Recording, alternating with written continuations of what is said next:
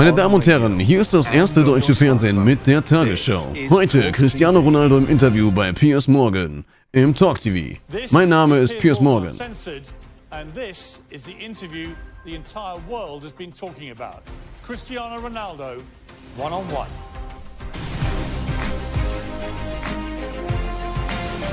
From London, this is Piers Morgan Uncensored. Welcome to a special edition of Piers Morgan Uncensored. Cristiano Ronaldo is a football megastar. In my opinion, the greatest player to ever grace the game. He's also one of the most famous people on the planet. He's had the toughest year of his life, on and off the pitch, facing personal tragedy and a barrage of criticism from fans, pundits, even his own coaches. Everyone else has had their say. Now, it's his turn. And Cristiano is most definitely uncensored. Cristiano, let me start just by asking you, why are you doing this interview with me? Because I think it's the time to say something. And because I like you. As simple as that. Well, don't say that in public. Well, I like you too, and I appreciate it, because I think that you've had to sustain... Geht nicht lauter, es ist komplett laut. ...this year in particular, probably more than at any stage in your career. And I think it's time to set the record straight and to clear up a few things, not least, I suspect, for the fans of Manchester United. You must be wondering what the hell's been going on. Oh, as I say many times, the fans, I'm always gonna say good about them. They are the most important things in football. You play for them. They're always in my side. I feel that every time when I walk in the streets, the fans coming to me and they appreciate what I do for football. And for me, it's the most important in football. The fans, for me, is everything. I want to take you back to last summer.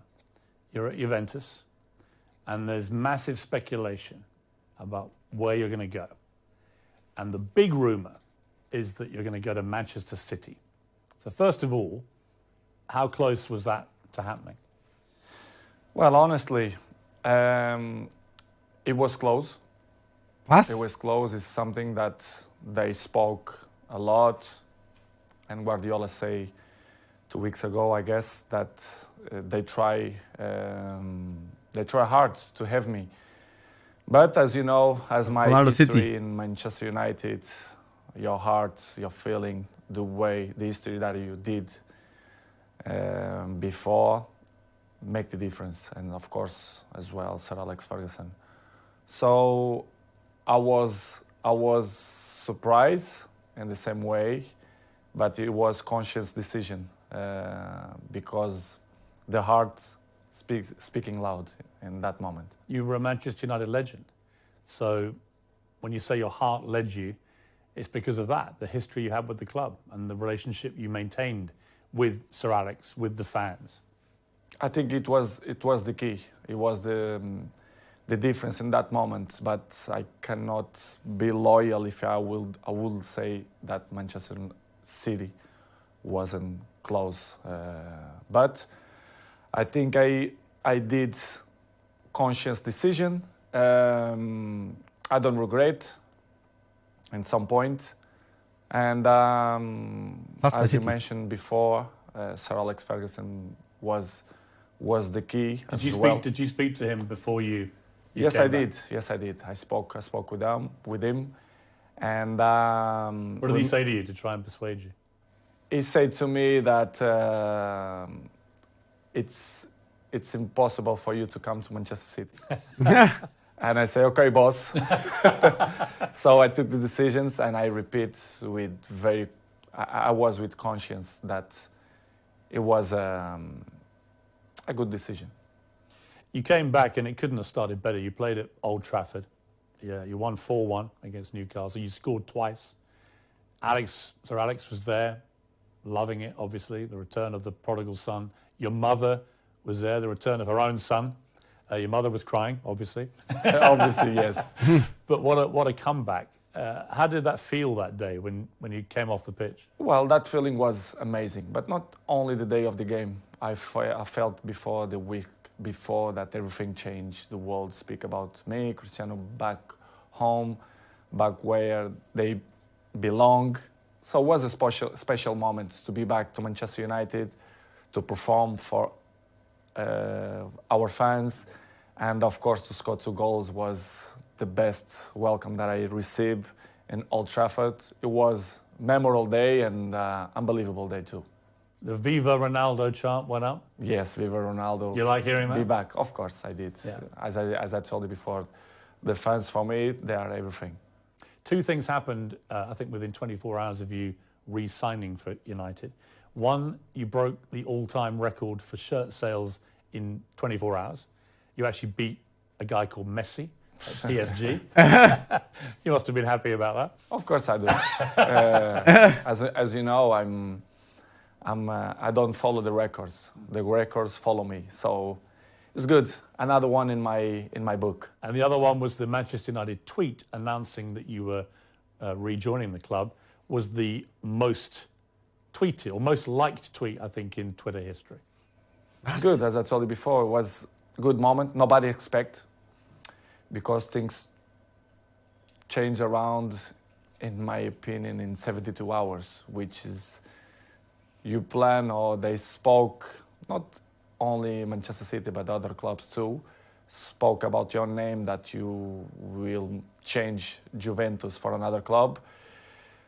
But Manchester United wasn't there, wasn't in that pot of that teams, but surprised everybody, even me, to be honest. After a few weeks, things weren't going well at Manchester United. The club just wasn't firing. And in the end, Ole Gunnar Solskjaer, the manager, got sacked. And that's within like 2 months of you coming back. What were you feeling about what was going on at United? And what did you feel generally about the club itself and the state that the club was in compared to when you'd been there before? Jetzt wird interessant. Piers, to be honest, when I signed for Manchester United, I thought everything was changed, because it's 13 years that I changed. I was in Real Madrid 9 years and 3 in Juventus. And when I arrived, I thought everything will be different, you know, the technology, the infrastructures and everything. But I was surprised in a bad way, let's say in that way, because I saw everything was the same. And Manchester, it wasn't in that moment that, as you mentioned, that Ole was sacked. Michael Carrick, he assumed the job for 2 games, Villarreal and Chelsea away. And everything was so fast, but surprised me a lot. Instability in the club. Everything was kind of the same that I It hadn't moved on. No, Mittelalter. they stop on a clock, in my opinion, which is something that surprised me. I didn't expect. And slowly they start to change. Even the windows, the new players, and was tough. Was tough for me because I didn't expect that. And because when you were there before, if Manchester United wanted a player under Sir Alex Ferguson, they normally got their man. Right now, it's a very different environment. After many years of failure since Sir Alex retired, United weren't getting the top players anymore.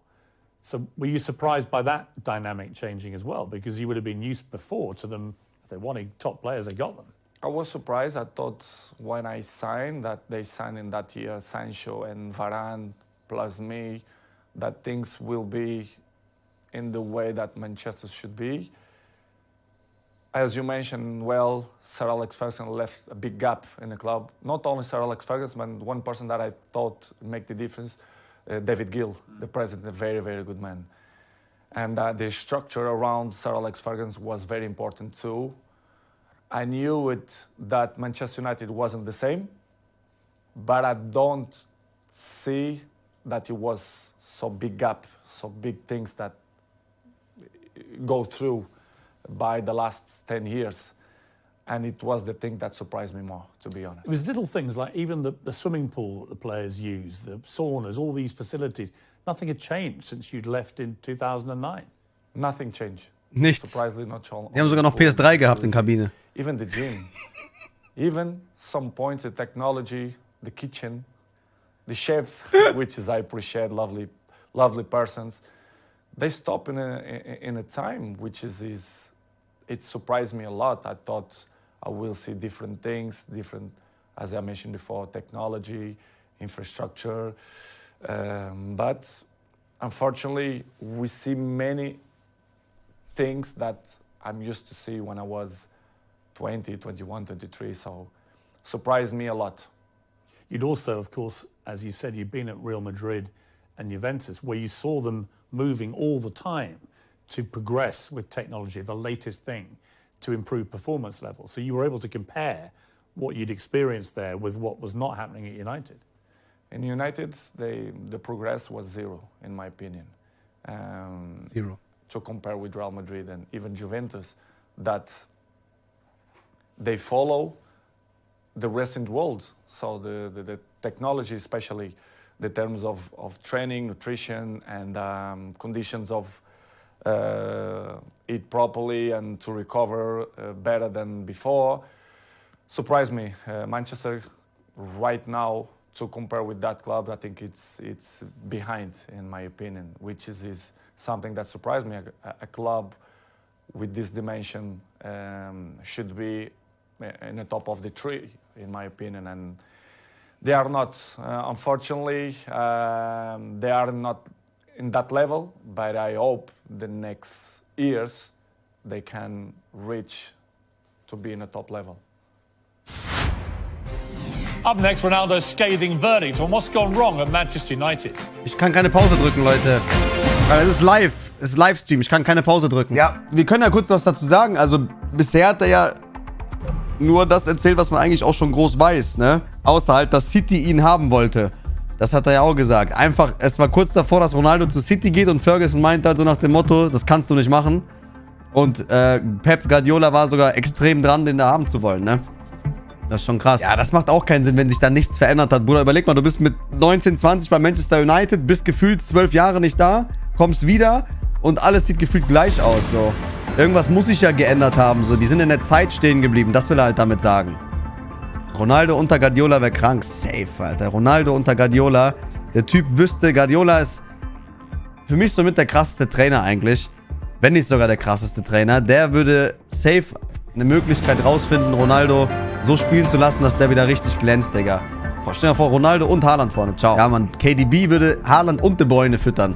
Dem wird noch ein drittes Bein wachsen, Alter, De Bruyne, Alter. Ich fand, die haben ein bisschen viel darüber geredet die ganze Zeit, dass bei Manchester United, dass alles in der Zeit stehen geblieben ist, so gefühlt. Da hätten die nicht so viel drüber reden müssen, fand ich. Also da haben die jetzt locker 5, 6, 7 Minuten darüber gequatscht. Ah, das war auch lustig mit Messi da, wo der meinte auch Dingens. Hat er das nicht schon mal gesagt? Er verfolgt nicht die Rekorde, sondern die Rekorde verfolgen ihn, so nach dem Motto. Aber ist eigentlich ein schlauer Satz, damit will der sagen, dass er nicht anstrebt, diese Ziele zu knacken, sondern einfach dadurch, dass er so motiviert ist und so ein Macher ist, macht er einfach die Dinge und deswegen kommen die Rekorde, kommen sie auf ihn zu, so nach dem Motto. Das ist jetzt nicht sein Ziel, wenn er sich denkt, boah, der hat 500 Tore, ich muss das schaffen, so, zieht einfach durch und hat das schon mal gesagt, ja. When you look at, I mean, United have had some of the best managers in the world follow Sir Alex Ferguson, and they've all been relative failures compared to other stages of their careers. Do you think that partly that's down to the structural element of this, that there just isn't the support that top managers need? I don't know what's going on, but since the Sir Alex Ferguson left, I saw not evolution in the club. The progress was zero. For example, you have an interesting point that how the club as Manchester United, after Ole, they bring sport directive Ralph Rangnick, which is something that nobody understands. This guy is not even a coach. A bigger club like Manchester United bring sport directive. Surprised not only me, but all the world, you know. Well, it was a ridiculous decision, wasn't it? Of course, in my opinion, you have to be honest. If you're not even a coach, how are you gonna be the boss of Manchester United? It's something that I should see that Manchester is not followed, not the right way to reach successful like other teams, like for example Liverpool or Manchester City, Chelsea. They are one step behind or two because of this kind of mistakes. In my opinion, they should improve and change probably the staff or the people, the directives or presidents. I don't know who is the problem there, but did it show a lack of ambition to you when they replaced Ole Gunnar Solskjaer, who a lot of fans liked, but he obviously wasn't delivering the big titles that United wanted and were used to. But to a point, someone like Ralf Rangnick, I mean, I'd never heard of him. And I'm thinking, had you heard of him? No, of course not. You'd never heard of this guy? Nobody, and the people who I speak, nobody knew it. Who is him? So. Suddenly, did you call him the boss? Of course, I respect. We have to call because he assumed the job. Regardless, all the coaches that I had in my career, I call them boss because if they assume the job, we have to call in that way.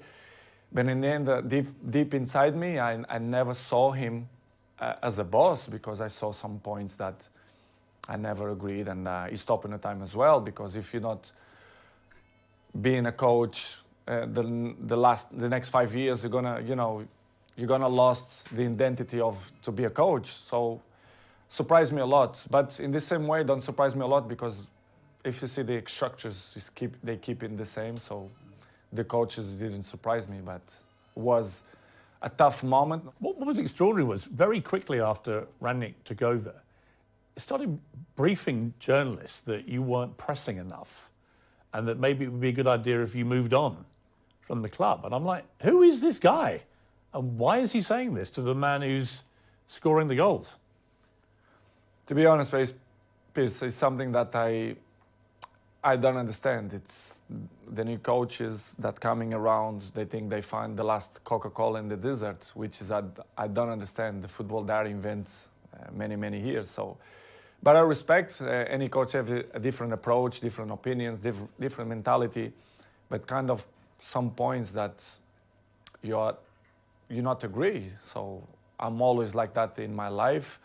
I'm always been beside the best coaches in the world, Zidane, Ancelotti, Mourinho, Fernando Santos, Allegri.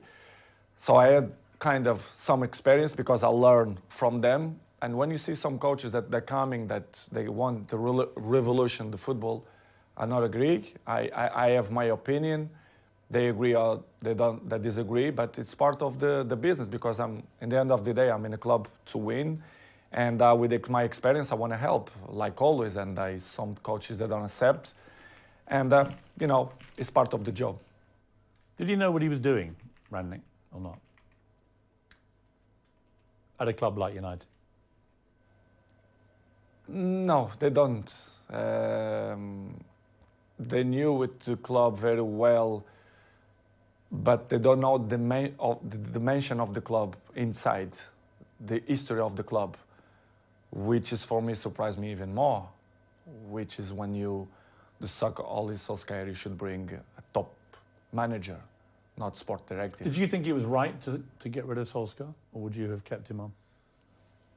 Well, it's not.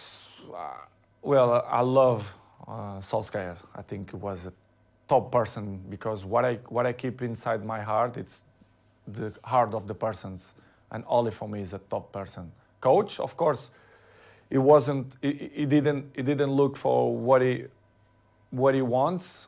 It's hard to assume after Sir Alex Ferguson, but I think he did a good job. For sure, he need more time, but I'm never doubt that he's going to be a good coach in the future. But it was a good experience. I was so pleased to work with him, even a short period.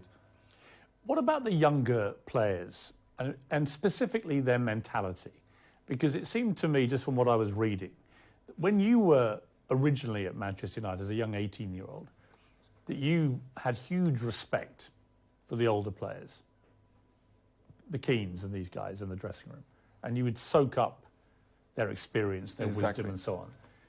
Did you get that same respect, do you think, from the younger players? I don't mean that they don't respect the experienced players or the oldest players. I don't think that word is the best one, but they live in a different era. I can see my kid, they have 12 years old. The mentality, they are not the same. They are not suffer that. What's the difference? The anger. I think the anger. I think that they have the things more easily. Everything it's easily. They don't suffer. And I think they don't care. I don't mean only a few in Manchester United, but all the teams, all leagues in the world, the youngers, they are not the same of my generation.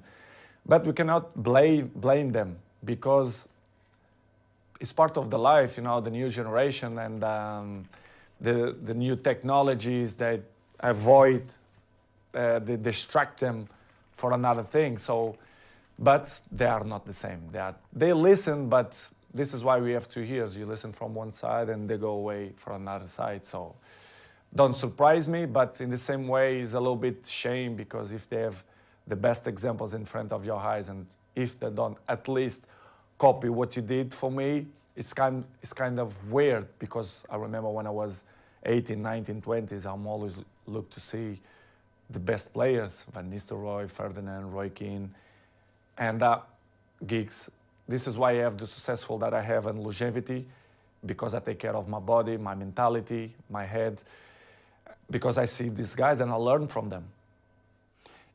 When you try and give advice to these younger players, what do you say to them? What do you try and guide them to be like? I think the best advice, I'm not the kind of guy to like to give advice. I prefer to be as example. Yes. Because I'm an example. I'm there every morning. I do the same stuff. I'm probably the first ones to arrive and the last ones to go out. I think the details speak for itself. So, because as I told you before, they listen one thing and in 2 minutes they already forgot and do it whatever they think it's better. This is why I say I like to lead by example.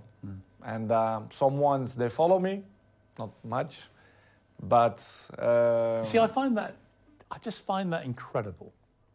That if I was a young footballer and I had Cristiano Ronaldo at my club, that I wouldn't want to spend every second watching him, listening to him, observing the way you go about your business. And yet, from what you're saying, clearly, they're not interested. They don't care. Some ones, yes, but most of them, no.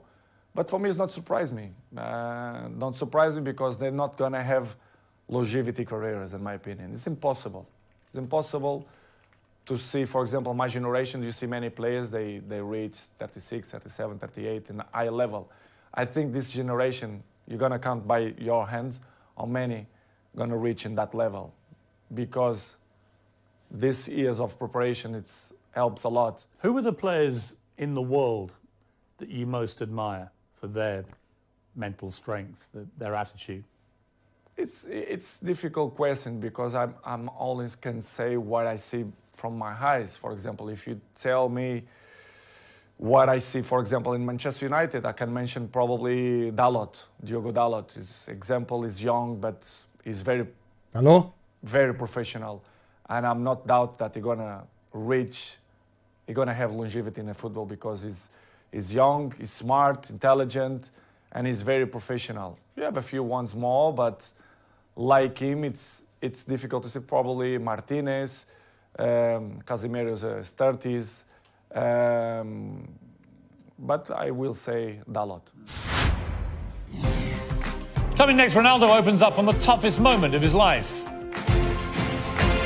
Ja, das war der zweite Part, Leute. Er hat halt sowas gesagt wie, ja, er hatte so die besten Coaches der Welt gehabt, so. Und dann kommt da so ein Ralf Rangnick und dann denkst du dir, was macht der Typ da? Der hat doch keine Ahnung. So nach dem Motto hat er das erzählt. Das war so die Kernmessage, so was er da mal sagen wollte zu ihm. Bisschen übertrieben. Hätte man auch nicht so unbedingt ausdrücken müssen, so, weil, weiß ich nicht. Aber mit dem Punkt hat er recht, dass der gesagt hat, die heutige Generation, außer jetzt, was Özgür auch meine, so ein Haaland oder so, zeigt mir mal ein paar Spieler, die so wirklich noch richtig diese Mentalität haben und diesen Ehrgeiz.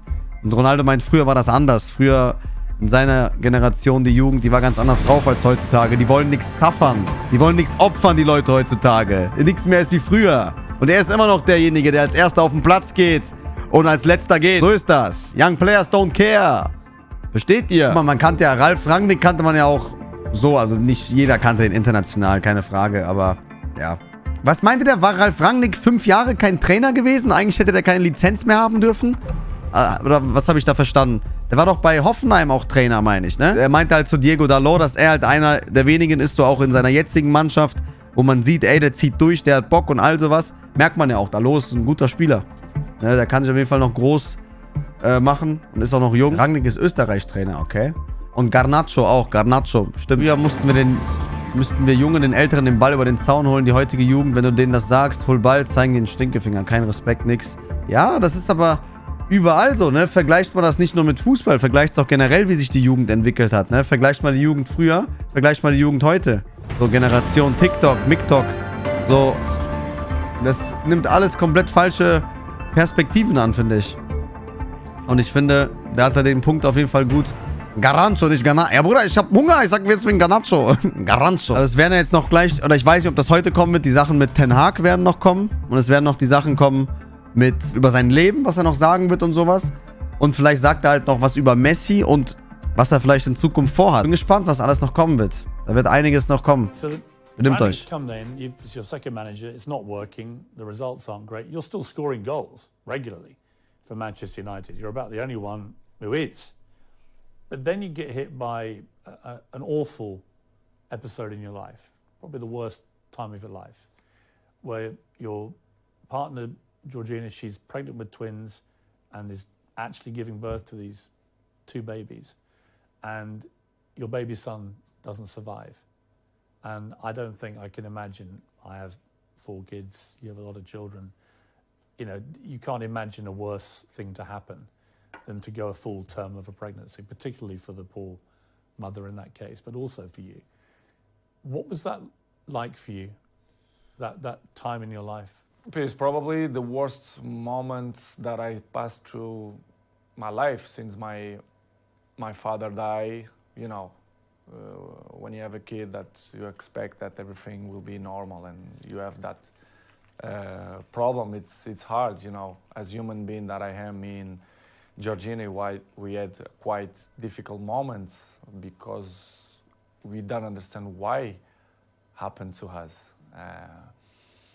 Was difficult, to be honest. Was very, very difficult to understand what's going on in that period of our life. As you know, the football carry on. They are so fast, many competitions. The football don't stop. We have many competitions. And pass through in that moment was probably the most difficult moment that I had in my life. Me and my family, especially Gio, that was tough. She said she was giving an interview about the new series of her TV show. And she said in an interview, a big piece of my heart shattered. And I asked myself how I could carry on. I had the answer nearer than I thought. I looked into the eyes of my children, and there I saw the only way of doing it being all together. Yeah, I saw too. Yeah, this is why what we did. I grew up my family, especially Gio, and we had the difficult moments, but we said, listen, we have more kids. We have one that born, Bella, that we have to be happy too. I mean, such a difficult situation again, where you're mourning the terrible loss of your little baby boy, but also celebrating the birth of your beautiful daughter. I try to explain sometimes to my family and even my close friends. They say, I never felt to be happy and sad in the same moment. Yes. I never felt. It is hard to explain. So difficult. So difficult. You don't know if you cry or you don't know if you smile. Yes. Because it's something that you don't know how to react. You don't know what to do, to be honest. And of course, I remember very well that I look like, I don't know the word to define what I felt in that moment, but it's crazy feelings, it's crazy emotional. But as I told you before, I have to hold that we had at least Bella, yes, which is the most important. One die and one survive, but it's difficult to explain. How did you explain it all to your other children? They must have been so confused about In the beginning, Gio arriving home and the kids start to say, where's another baby, where's another baby? Of course, Cristiano, I had conversation with him in the day because he's 12 years old, he knows, he understands everything. And I had a nice conversation with him. We cried together in his bedroom and he explained, and it's kind of, he didn't understand. He understand, but in the same way, he was a little bit confused. The other ones in the beginning, in the table, the kids start to say, Mom, where is the other baby, blah, blah, blah. And Gio, in the beginning, they start to say, because, you know, she had a little bit belly, because they had two, it's hard process. And after 1 week, I say, you know, let's be frontal, let's be honest with the kids. Let's say that Angel, which is the name, they go to the heaven. It's better to say in that way. Yeah. And we start to use in that way. And the kids always understand when we had shots in the table, and they say, Daddy, I did this for Angel, and they point out for the sky, which is I say, and I like it the most because, you know, it's part of the lives, and I'm not gonna lie to my kids to say the truth, which was a difficult process, but in the same way, I become more father, more friendly of them. They become more close to his daddy, especially me with Georgine as well. Yeah, I was going to ask you that, because these things, they can make or break relationships, because the grief can be so intense. It can drive couples apart, or it can bring them closer. In my case, it was better in that way. I become more friendly of Gio. I was of course friend, but I see more lovely for her and for my kids, and I start to see the life with a different perspective. You understand, which is coming the point of, if you're gonna ask me for sure, the pre-season moments. Yes. For example, why I didn't go to the pre-season. Yes, I'm going to come to that. Yeah.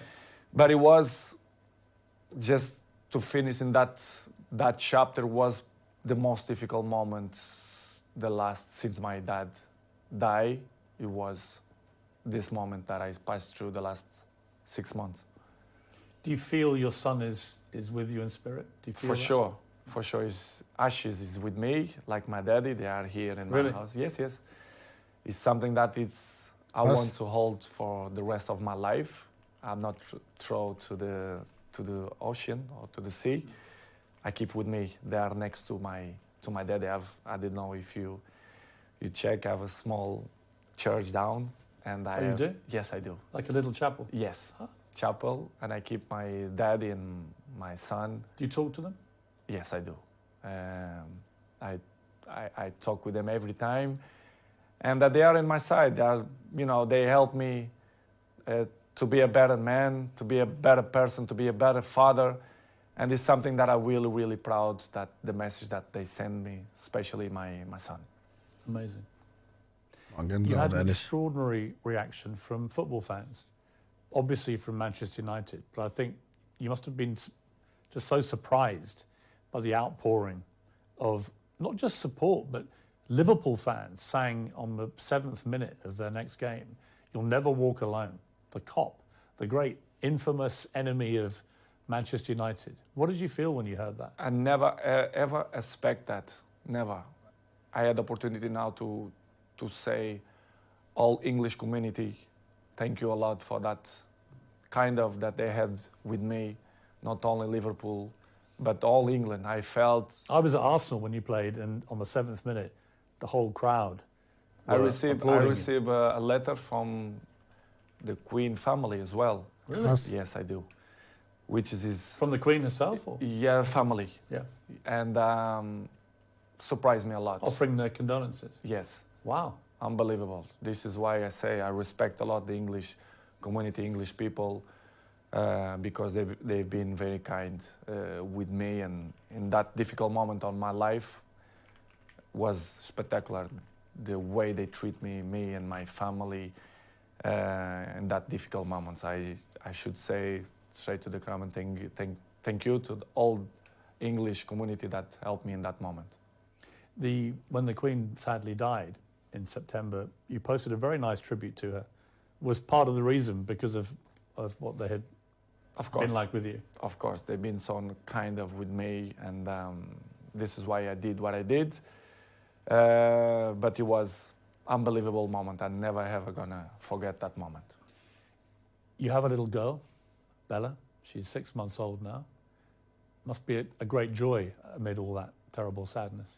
Unbelievable. It was another member in the family. They are the shine of the house, and we are so proud.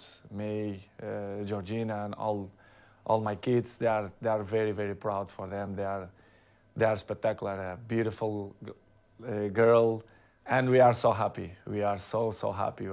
We are happy fathers. You're going to have more?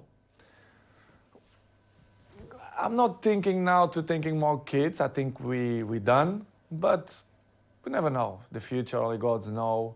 But right now we want to have a break, to enjoy these ones, because they are little, Bella 6, and the rest they are 5, and Cristiano 12.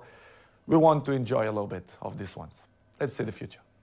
It's very difficult to play top-level football at the best of times. It's a hard business in full public glare of millions of people watching.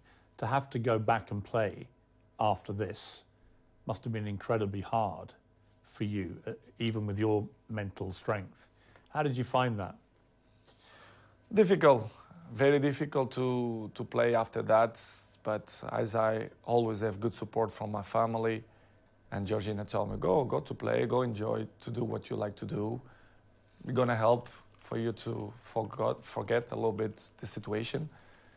It was difficult, but in the same point, I think helps for you to, to don't thinking much about that. Even to training was good, but as you know, the football going so fast, and trainings, games, even the national team, the things going so fast, you don't even have a time to settle and say what's going on, because the things going so fast.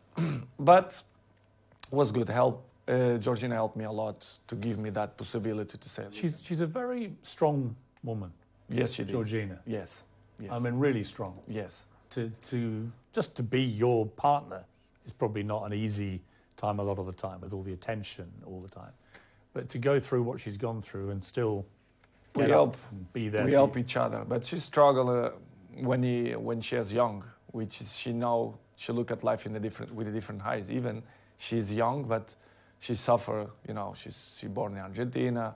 She have issues with his family as well. She live alone. She have interesting life and histories as well. And she helped me a lot. She's very mature for his age. We help each other. Sometimes when I'm a little bit down, she push me up, and I do it to the other side. So we are a nice couple. We help each other. So I'm really pleased that she's on my side. Any movement on the wedding bells, Cristiano? I'm not thinking now about that, but I can see in the future. I think she deserves, but it's something that not coming now in my plans, but in the future, yes, I want. Oh, Hochzeit. Coming next, Wayne Rooney, Gary Neville. Ronaldo's got a message for both of you. Oh, jetzt kommt gleich die Nachricht an Rooney und Neville. Meint halt, nach seinem Vater war das der traurigste Moment, als er seinen Sohn verloren hat er gesagt. Er weiß halt nicht, ob er weinen oder lachen soll, weil er hat einerseits ein gesundes Baby bekommen, das andere ist verstorben. War eine schwierige Situation für ihn und alles. Er denkt jeden Tag an seinen Sohn, an seinen Vater, spricht jeden Tag mit denen und hat auch, glaube ich, sogar die Asche von den beiden zu Hause. Und sogar eine eigene Kapelle und sowas. Also ist ein sehr gläubiger Mensch, Ronaldo. Und er hat halt die englische Community respektiert, dass die halt in der 7. Minute alle Never Walk Alone gesungen haben und ihm Respekt gezollt haben und bei ihm waren quasi gedanklich. Und das hat er halt nicht erwartet, ne, von der englischen Community. Oder auch, dass die Queen ihm einen Brief schreibt oder die Queen-Familie. Das war mit der Queen gewesen, für die, die es nicht verstanden haben. Vom Königshaus quasi hat er einen Brief bekommen, so. Dass die alle an ihn denken und sowas und ja, Unterstützung geben. Und er meinte halt, es war halt schwer für ihn, nach dieser Phase wieder so mit dem Fußball anzufangen. Aber seine Frau hat ihm da sehr viel supportet. Und er hat ihr auch viel zu verdanken. Sie supportet ihn immer und ja, der hat echt eine starke Frau an seiner Seite. So meinte er das und meinte, ja, Hochzeit wird auf jeden Fall auch demnächst kommen. Also ist jetzt gerade nicht in Planung, aber in der Zukunft, warum nicht, so nach dem Motto. Ne? Das waren eigentlich so mit die Hauptaussagen in diesem Part. Aber jetzt bin ich gespannt, was er zu Rooney sagt. Da bin ich mal echt gespannt. Aber was hat denn Gary Neville gesagt? Weil es ging ja auch irgendwie um Gary Neville. Hat der auch irgendwas gesagt? Ja, Leute, spart euch bitte diese blöden Kommentare, Alter. Seid mal froh, dass wir diese Generation Messi, Ronaldo erleben dürfen. Was vergleicht ihr die beiden? Er gibt hier ein emotionales Interview, redet einfach aus seinem Bauch. Und ja, man kann mal ein bisschen Respekt zeigen. So. Ronaldos Englisch versteht man doch. Also ich finde, das ist nicht schwieriges Englisch, was er da spricht. Neville hat einfach nur sportlich berichtet. Die haben doch alle früher zusammen gespielt, Alter. Warum machen die sich denn in der Öffentlichkeit jetzt alle so... Keine Ahnung. Ich weiß jetzt nicht genau, was da war. Das werden wir gleich hören. Neville hat ihn ständig kritisiert und Schuld gegeben. Ich glaube, das wird jetzt sogar der letzte Part sein von diesem Interview, weil dann müssten ja auch so die 45 Minuten um sein. Wir haben immer so 3, 4 Minuten Pause oder 5 Minuten Pause zwischen den Parts. Es kamen bisher 3 Parts. Das heißt, jetzt müsste der letzte eigentlich kommen und dann morgen der Rest. Roy Keane, Evra und Ferdinand haben ihn geschützt. Ja, okay, es geht weiter. 4 days after this terrible time in your life, United get a new manager, Erik ten Hag. Oh. Did you know much about him? A little bit through Ajax, the job that he did for Ajax. You end the season with 24 goals for Manchester United, including 18 in the Premier League, 6 in the Champions League. You were second in the Golden Boot for the English football. I mean, by any normal yardstick, that's an incredible performance. And yet you were still getting criticised.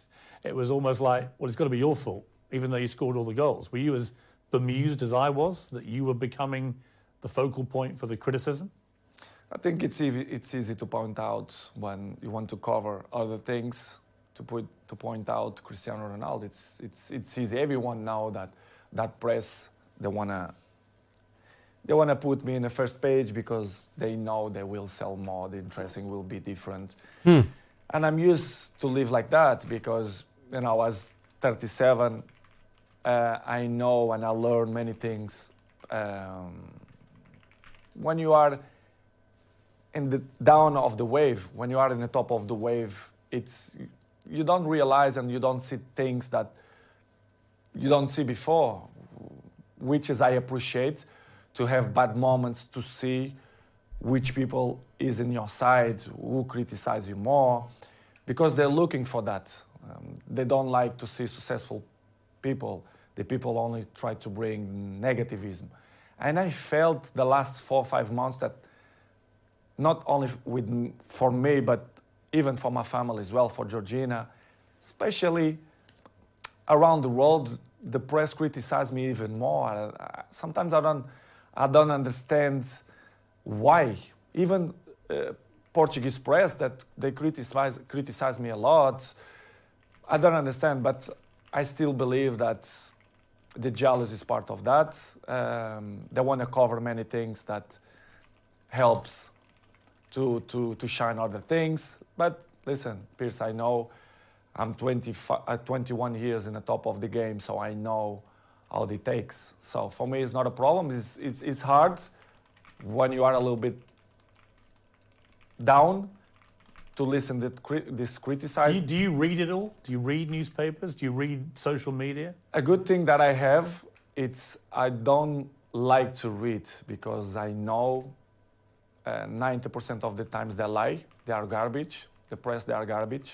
Not all of them, but most of them. They don't say the truth. And they lie. They constant lie and they constant attack me and my family.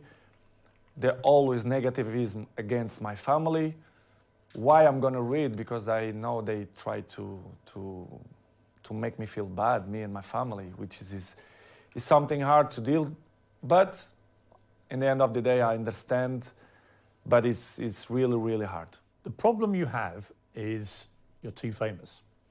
You are the most followed human being on Instagram. That you have, I just checked, 495 million followers. I have just under 2 million on Instagram. 8 million on Twitter, so I'm catching you on Twitter slowly, but 400, you're nearly at 500 million followers on Instagram. I mean, that's insane. You're bigger than all the Kardashians put together. It's good. It's good. I feel proud for that. It means a lot for me because it means that people like me too. I'm charismatic, I think. why I'm the number one. Sometimes I ask that question to myself, why me and not another one? Why do you Because think it is? To be honest, not just only because I play good football, because everyone knows, but I think the rest is relevant. You have to be charismatic. People have to feel some connection with you. I think to be good looking helps too. Yeah. I have the same problem. Yeah, I feel the same way. To be honest, Chris, I don't know the real reason, but I think I'm charismatic and I'm a petitive fruit. I don't know if we... A what? A fruit that people want to bite. Yeah. I don't know how you can say in English. Any particular fruit or? Let's Nice say peach. strawberry. But I don't know the reason. I mean, what's incredible to me is the power you have. Appetite Appetite fruit. fruit. I don't know if it makes sense in English, but if it don't make sense, you learn. I'll research appetite fruit, yeah. Okay. I mean, I have a pinned tweet, and it's you telling me I have good abdominals, which is a very good observation. By the way. And it's only 10 seconds long. It's had 43 million views, this clip. So thank you. Because 43 million people have heard the guy who actually has got good abdominals tell me I've got good abdominals. But it showed me the sheer firepower you have in that world of social media. It's just extraordinary. Is what I told you before. I have good things, which is you can sell your own product, let's say in that way, but you have to deal with many obstacles in your life too. Do you care if people hate you? I mean, a lot of people love you, but obviously a lot of people don't. You're so big, you're going to get both. But do you care about the ones who hate Cristiano Ronaldo? I care the people who like me. I'm not waste time for the people who don't like me. I think it's waste of time. These people, they are not interesting on my life. I like to be around the people who love me. I don't waste my time to see the criticism of people who is next to me, ex-players, for example. One of your biggest critics has been, and I'm surprised about this. Me too. Wayne Rooney, for example, who you played with for many years very successfully, and were good friends with him, and yet all this year, 3 or 4 times, he's come out and attacked you in the media. Piers, I don't understand. You should ask this question to him, but I don't know. I don't know why he criticized me so bad, or I don't believe that he's jealous of me. He says your behaviour is unacceptable. United should sell you. Blah, blah, blah, blah, blah. I mean, it's Wayne Rooney. It surprised me. It was 1 year ago or 6 months ago here in my house. He pick up his kids here and invite Cristiano to go to his house to play football. I really don't understand people like that, or if they wanna be in the cover of the paper, of the news, or they want a new jobs or whatever. Is it jealousy as well, perhaps, that you're still playing and still in the Probably, Man United probably red shirt? because he finished his career with 30s, so I'm still playing high level. I'm not gonna say that I'm looking better than him, which is true, but that is inarguable. I mean, there's no contest. It's hard to listen that kind of criticize and negative about people who play with you. For example, Gary Neville as well. Yeah, I mean, Gary Neville, you blanked him the other day on the pitch, and he looked quite upset, actually, because he obviously likes being your friend, but he's been pretty critical of you as well. People can have his own opinion, but they don't really know what's going on, for example, inside the training ground and Carrington area, or even my life. They should listen not only one point of view, they have to listen my point of view as well. Das stimmt. Because it's easy to criticize, but if you don't know the old story, it's easy, But it's, Piers, as I say before, it's part of... Are they still friends of yours, or do you have a line where... They are not my friends. They are colleagues. We play together. They're not coming... We not have a dinner together, for example. Krass. But as I told you, Piers, before, it's part of my journey. They keep criticize me, negativism every time. So I continue my trip, and I have to catch up the people who like me. Some of your ex-colleagues have been incredibly supportive. Rio Ferdinand, has always got your back. Roy Keane always has your back. Whatever happens, he's always supported you and has continued to do so. Does that mean a lot to you? It means a lot because I was in the dressing room with them. They are part of my journey in football as well. As I mentioned many times, Roy Keane for me was my best captain ever. Rio Ferdinand helped me a lot. He was my neighbor, I was his neighbor. So very, very good guys. Not just because they speak good about me, but they was there in the dressing room. They are football players. They know how players thinking and the behaves, etc. And to listen colleagues or teammates to criticize you and they only see one point of view. Do you feel a bit betrayed when they do that? Because you played together. It's easy to criticize. I don't know if they have a job in television that they must criticize to be more famous. I really don't understand. Do you think they use your name a bit to get attention? I think they take advantage of that because they are not stupid. And I really understand, and I have to carry on with my life with criticize or when the people speak good about you. But it's hard when you see people who was in the dressing room with you criticize you in that way. It must hurt you. It's not good. Yeah. Yes, I did, but not hurt me. I'm not gonna be more slim. I'm not gonna sleep bad because of the criticize. But it's not good to listen that. Disappointing. A little bit, yes, disappointing. Next on Uncensored, expect fireworks and the explosive second half of my 90 minutes with Ronaldo. Your baby daughter's in hospital. And the president of Manchester United didn't believe the empathy don't exist. The Glazers, they don't care about the club. What would your message be to Manchester United fans? The fans, for me, will be always in my heart. He was deliberately provoking you. I didn't felt that he had respect for me. Cristiano Ronaldo's 12 rules to life. Why not? Imagine the rest of the rats, they're going to criticize me too. I'm just trying to work out how Wayne Rooney could hate you even more. They only speak about the black sheep, which is me. They're trying to force you out. Yes, not only the coach, but the other 2 or 3 guys there around the club. Yes, I feel betrayed. If you don't have respect for me, I'm never going to have respect for you. Do you think England have a chance? Have a chance beside Portugal, in my opinion. That's it, you retire, right? Yeah, I retired. 100%. Was? Okay. You won't want to miss it. Whatever you're up to, keep it uncensored.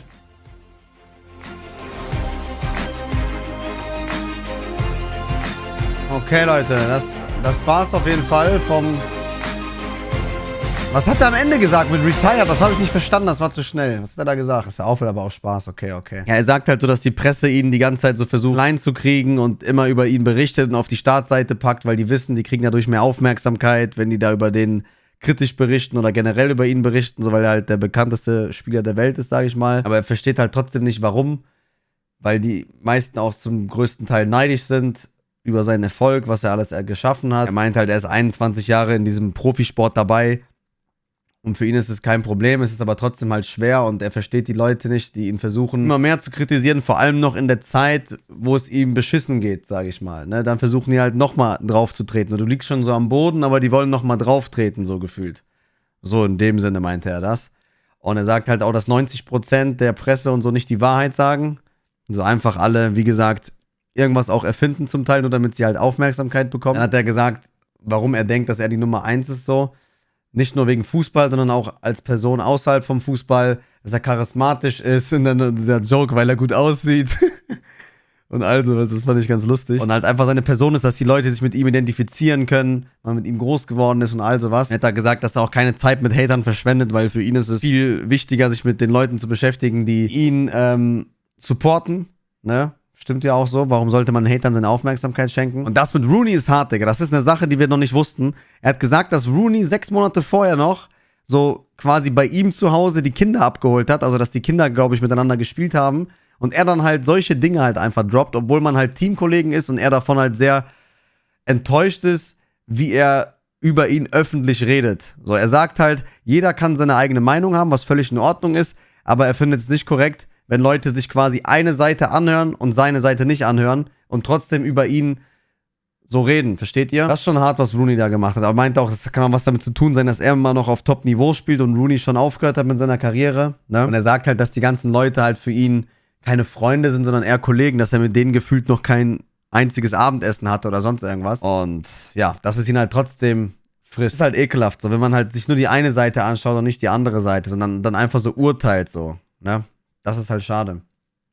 Das ist halt mit Rooney. Er ist halt komplett enttäuscht von denen und ja, versteht es nicht, dass seine eigenen Teamkollegen so schlecht über ihn reden, so natürlich halt wie so Rooney sag ich schon, Ferdinand oder auch die ganzen anderen Leute, die genannt wurden, ihn supporten, das weiß er sehr zu schätzen. Und ja, das war, glaube ich, so der erste Teil von dem Interview. Der zweite Teil wird morgen kommen, den werden wir uns natürlich auch reinziehen, keine Frage.